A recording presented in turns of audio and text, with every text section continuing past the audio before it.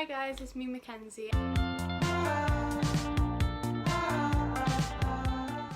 And today's video is the 5th video of Mental Health Awareness Week. So the first video was the science behind being kind. The second video was kind things you can do for your family. The third video was redefining self-care, and the fourth was a self-care vlog. And in this video is going to be mental health book recommendations.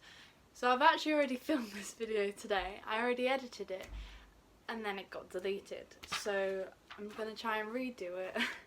I might seem a bit fed up because I hate redoing videos. But yeah, let's get into it. So I have a couple books here. Some of them I listen to by audiobooks and I don't own. I only own 3 of them. So I'm going to put the photo here, also the star ratings, and what I'm going to say how I thought about it and what the story's about. So the first book on my list is All the Bright Places. It's about 2 teenagers called Finch and Violet, and they both meet at the top of the bell tower at their school because they're about to both take their own lives. But they meet each other and then they become friends. So this book actually deals a lot with depression and grief, as Violet, her sister died recently, so she's dealing with the depression and grief that comes along with someone passing away. Finch has depression as well. I think he also has a form of bipolar. I'm not really sure, because when I read this it was about 4 years ago, I think. This was the first book that got me properly into reading, so I don't really remember it very well, but I'm pretty sure he's got a form of bipolar. I'm not 100% sure, but this just became a Netflix movie, so if you don't want to read the book, definitely watch the movie because apparently it's very good. However, people have criticised this book for having textbook case depression, so it's not very representative of people with actual depression. However, if you're just dipping your toes into the genre of mental illness books, then this is a more light-hearted story about mental illness. This is less graphic than other mental illness books.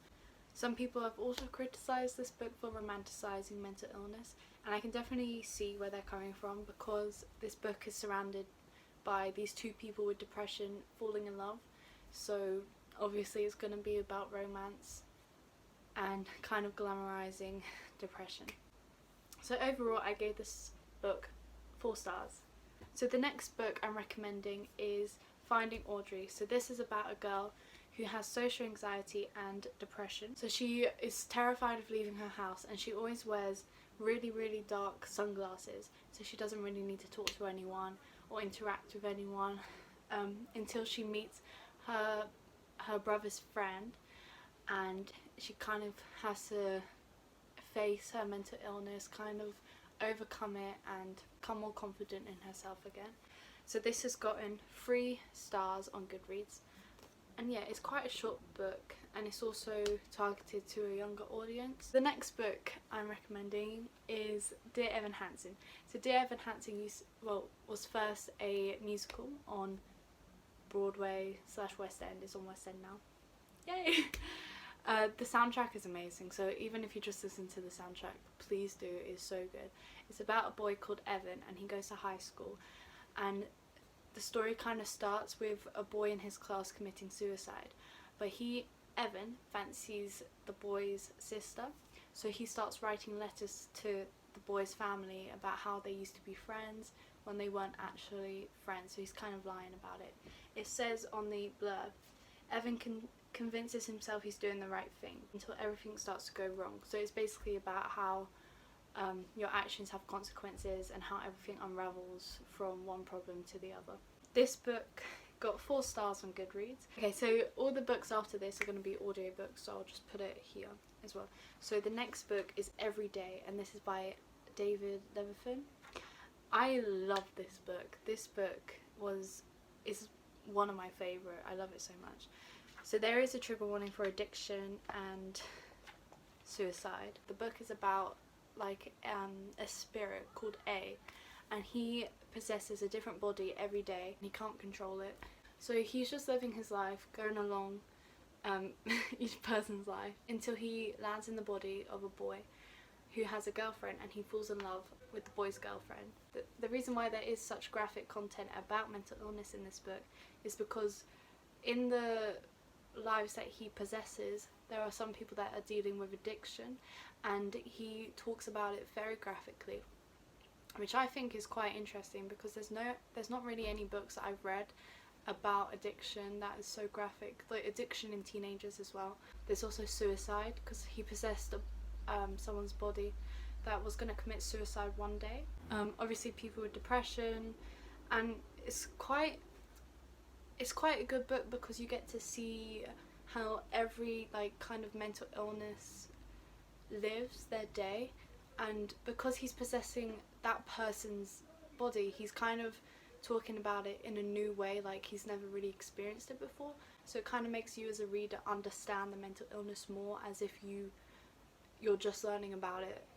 I actually rated this 5 stars. It's my favourite book. I love it so much.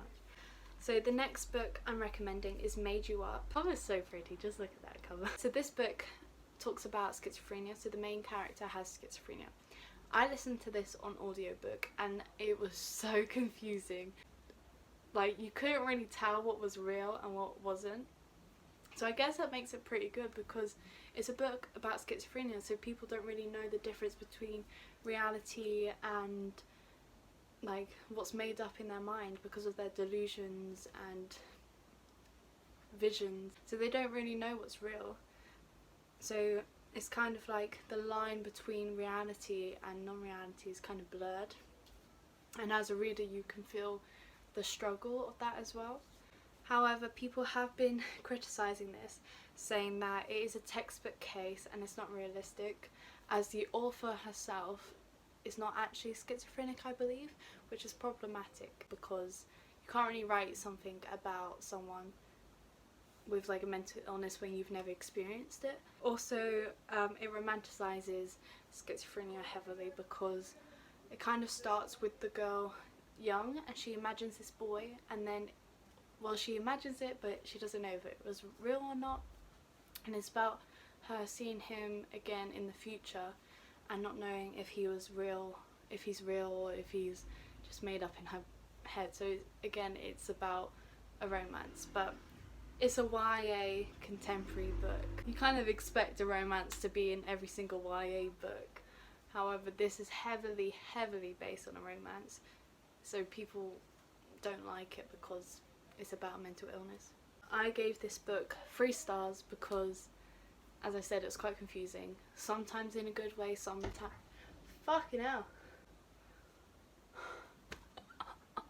So it can be confusing in a good way, but also in a bad way. So that's why I gave it 3 stars. So the next book that I'm going to talk about is More Happy Than Not by Adam Salvera.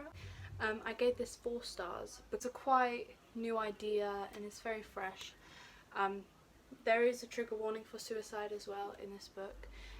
The character deals with depression, grief, anxiety. This book is about, it's kind of like a dystopian. In this world, there's a procedure that you can take to kind of forget scarring memories. So for example, one of the smaller characters, he had a twin. His twin died, so he went through the procedure to kind of forget about the twin, because I don't want to talk about the main character too much because that might give away a spoiler, but that's how you can forget like scarring memories and everything. But yeah, I thought it was a quite new idea of a book. Adam Salvera has very creative ideas, I think. He wrote They Both Die at the End, History's All You Left Me, which are still quite creative books. So I think this is the last book. So I've actually not read this book, but I've watched the movie so many times and I know people recommend this book a lot. So I will read it. The Perks of Being a Wallflower. And this actually got 4 stars on Goodreads. Depression, addiction, suicide, sexual abuse. So that's kind of just in the book. I also believe the book is written as like a letter to someone, but you don't know who he's writing to, like the main character. Him narrating the book himself. So it's basically about this boy who just moves school and he becomes friends with 2 people.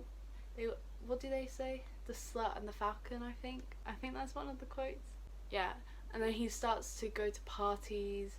So it's definitely a very good coming of age because it's new situations, and kind of having to live life as a teenager but also having a traumatic past, and kind of having like the voice in your head. Yeah, I can't really explain this book very well because I haven't read it, and people say it's very accurate to what it's like to have those types of mental illnesses. So yeah, why don't you pick it up? So that's all the books I'm going to be talking about today.